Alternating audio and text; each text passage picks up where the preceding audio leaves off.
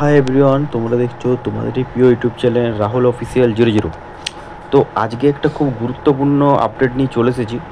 তো KP constable পরীক্ষা তোমাদের কবে হবে এবং ডাব্লিউবি কনস্টেবল পরীক্ষা তোমাদের কত তারিখ পড়বে, এরই সাথে আমি আজকে বলবো কেপি এসআই প্রিলিমের রেজাল্ট কবে দেবে, ডাব্লিউবি সাব ইন্সপেক্টর পরীক্ষা কবে এবং জেল পুলিশ পরীক্ষার আপডেট কী রয়েছে।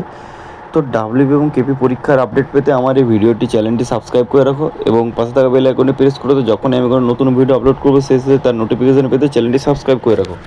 তো শুরু করা যাক আজকের ভিডিও। তো পুলিশ পরীক্ষা সংক্রান্ত সমস্ত আপডেট কী কী রয়েছে, তো ফার্স্টে আমি তো ভিডিও শুরুতেই বললাম এবং আরেকবার তোমাদেরকে বলে দিচ্ছি, শুনে নাও।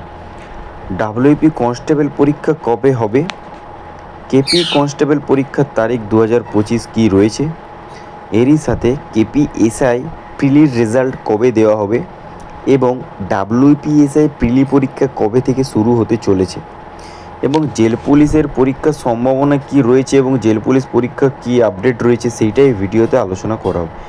একই ভিডিওতে এতগুলো আপডেট পেতে চ্যানেলটি অবশ্যই সাবস্ক্রাইব করে রাখবে। গত বছর অর্থাৎ 2024 সালের শুরুর দিকে পশ্চিমবঙ্গ পুলিশ এবং কলকাতা পুলিশ কনস্টেবলের ফর্ম ফিল আপ হয়েছিল। তোমাদের 1 বছরেরও বেশি সময় অতিক্রান্ত হয়ে যাওয়ার পরেও ওবিসি সংক্রান্ত সমস্যার কারণে এই পরীক্ষাগুলো আটকে রয়েছে। কিন্তু এরই মাঝে রাজ্য এতদিন পর একটি পরীক্ষা সংগঠিত হতে চলেছে, তা হলো রাজ্যের শিক্ষক নিয়োগের পরীক্ষা, যেটি এত বছর তোমাদের আটকানো ছিল। তো আগামী 6 সেপ্টেম্বর এবং 14 সেপ্টেম্বর রবিবার পুরো পশ্চিমবঙ্গ জুড়ে এসএলএসটি পরীক্ষা সংগঠিত হতে চলেছে। এরই মাঝে তাহলে সকলের মনে প্রশ্ন উঠতে চলছে যে রাজ্যে পুলিশের পরীক্ষাগুলো কবে সংগঠিত হবে।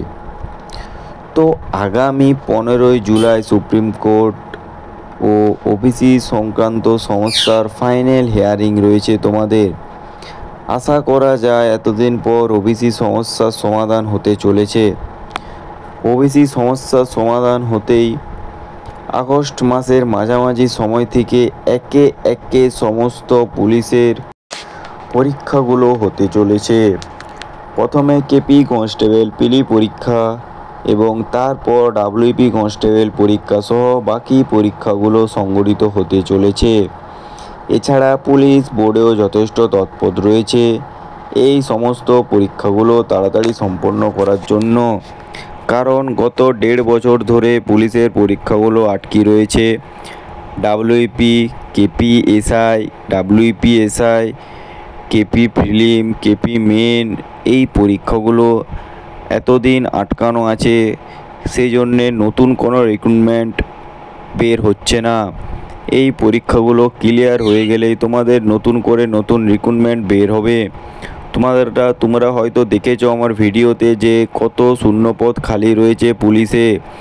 তো যখনই তোমাদের এই পরীক্ষাগুলো নেওয়া হয়ে যাবে তখনই তোমাদের নতুন রিক্রুটমেন্ট বের হবে। নতুন রিক্রুটমেন্ট পাবলিশ হলে আমার এই ভিডিওতে তোমরা দেখতে পেয়ে যাবে। তো যখনই রিক্রুটমেন্ট বের হবে তখনই আমি ভিডিও আপলোড করে দেব। তার আগে তোমাদের পুলিশের পরীক্ষাগুলো ক্লিয়ার হোক, তারপর তোমাদের নতুন রিক্রুটমেন্ট বের হবে, আবারও নতুন করে পুলিশের আবেদন করতে পারবে তোমরা। বরাঙ্গবর বিভিন্ন ডেপুটেশন আন্দোলন, গণমেল ক্যাম্পেইন ইত্যাদির জন্য বর্তমানে পুলিশের যথেষ্ট চাপ রয়েছে। পরীক্ষা নেওয়ার জন্য অনেক উপর থেকে প্রেসার পড়ছে, পরীক্ষা যাতে নেওয়া হয় খুব শীঘ্রই।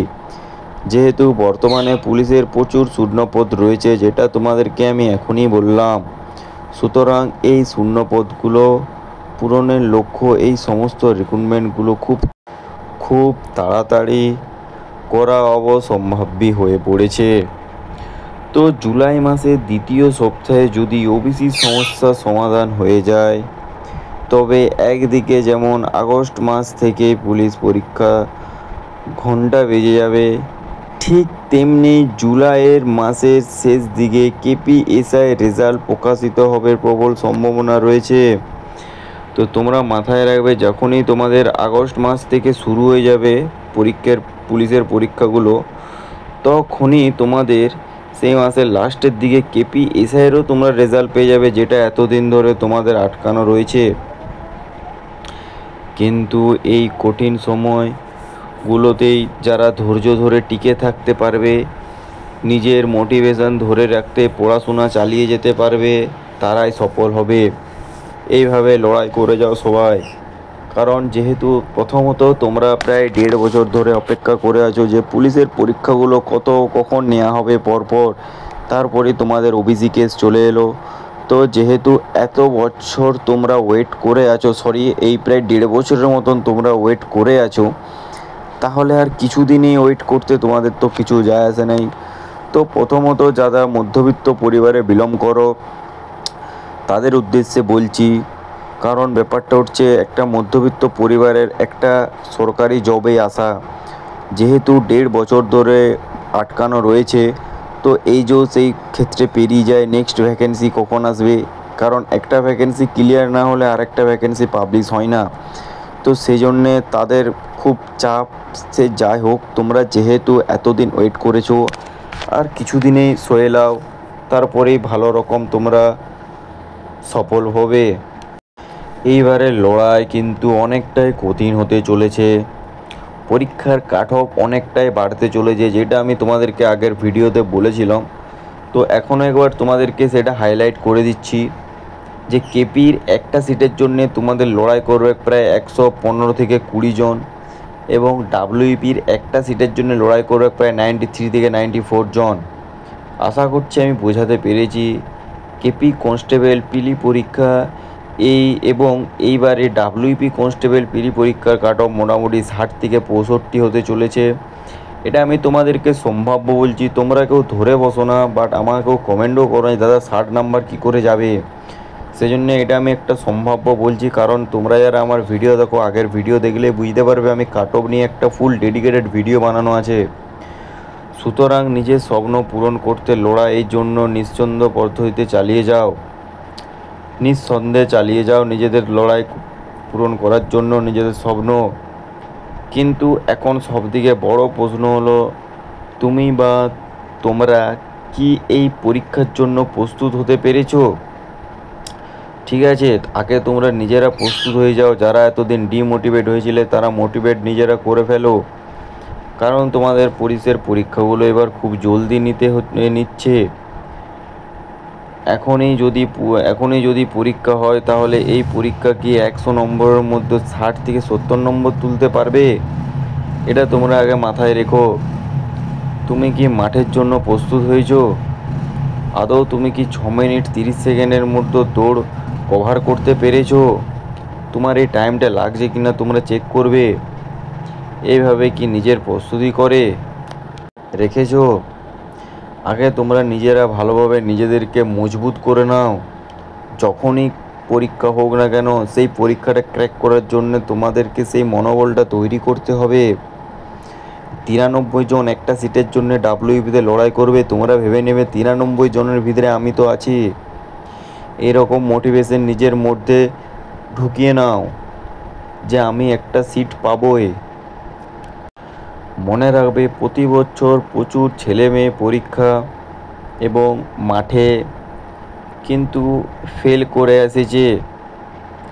অনেক পরীক্ষার্থী এক্সামে পাস কোয়ালিফাই করলেও মাঠে কেটে যায়, আবার কেউ মনে করে যে আমি মাঠে ক্লিয়ার করব কিন্তু আমি এক্সামে কেটে যেতে পারি।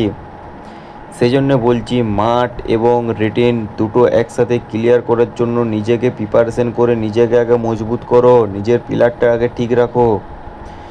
এইবার সেই ফেল আর তালিকার তোমাদের নাম নেই তো? প্রত্যেক বছর যে লিস্টে তোমাদের নাম আসে না বা কেউ ফেল করে যায়, সেই লিস্টের মতন এই বছর তোমরা তোমাদের নাম তেমন না দেখতে না পাও, এইরকম মোটিভেশন নিয়ে চলো। এর আগেও পুলিশের রিক্রুটমেন্টের শুধুমাত্র পিলি পরীক্ষার ফেল করেছে প্রায় 6 থেকে 7 লাখ পরীক্ষার্থী। ভাবতে পারছো কী পরিমাণে ফেল হয়েছে। এই বছর অর্ধেক তো ডিমোটিভেট হয়েই ফেল করবে, এটা আমি গ্যারান্টি বলছি। সেই জন্যে বলছি, কেউ ডিমোটিভেট হয় না, মোটিভেট নিজেকে করো। এক্সাম তোমাদের ক্লিয়ার করতে হবে, কারণ 1.5 বছর পর তোমাদের এক্সাম হচ্ছে। তোমরা সেই জোশটা এক্সামের উপর দেখাও। এবার মাঠে দৌড় দিতে গিয়ে ফেল করেছে প্রায় 60 থেকে 65 হাজার ছেলে মেয়ে। পরীক্ষায় ফেল করেছে প্রায় 6 থেকে 7 লাখ। মাঠে ফেল করেছে 60 থেকে 45 হাজার, 65 হাজার। মানে ভাবতে পারছো, 60 থেকে 65 হাজার এক্সামে কোয়ালিফাই করেছে, কারণ আগে মাঠ হয় না, আগে এক্সাম হয়। তাহলে 60 থেকে 65 হাজার মাঠে ফেল কেন করবে যদি না তারা নিজেকে প্রস্তুতি না করতে পারে? সেই জন্যে বলছি আগে নিজেকে ভালো করে মজবুত করো। সুতরাং সময় থাকতে সতর্ক হয়ে যাও। খাকি পোশাক বাংলার ছেলে মেয়েদের কাছে খুব একটা চাকরি নয়। খাকি পোশাক হলো একটা স্বপ্ন। ঠিক আছে, বাংলার ছেলে মেয়ে স্বপ্ন দেখে একটা খাকি পোশাক পরে নিজের মা বাবার স্বপ্নগুলো পূরণ করবে, নিজের জীবনের স্বপ্নগুলো পূরণ করবে, নিজের আশা চাওয়া পাওয়া সব কিছু পূরণ করবে ওই খাকি পোশাক। খাকি পোশাক একটা ড্রিম, একটা ইচ্ছা। সেই জন্যে বলছি ওই পোশাকটা গায়ে পরিধারণ করার জন্য নিজেকে মজবুত করো, ভালোভাবে প্রিপারেশন নাও। তো আমার ভিডিও যদি ভালো লেগে থাকে ভিডিওটা অবশ্যই শেয়ার করবে এবং সাবস্ক্রাইব করতে ভুলো না। আজকের ভিডিওটা এখানেই শেষ করছি। দেখা হচ্ছে নেক্সট ভিডিওতে। টাটা, জয় হিন্দ, জয় ভারত। ভালো থেকো, সুস্থ থেকো।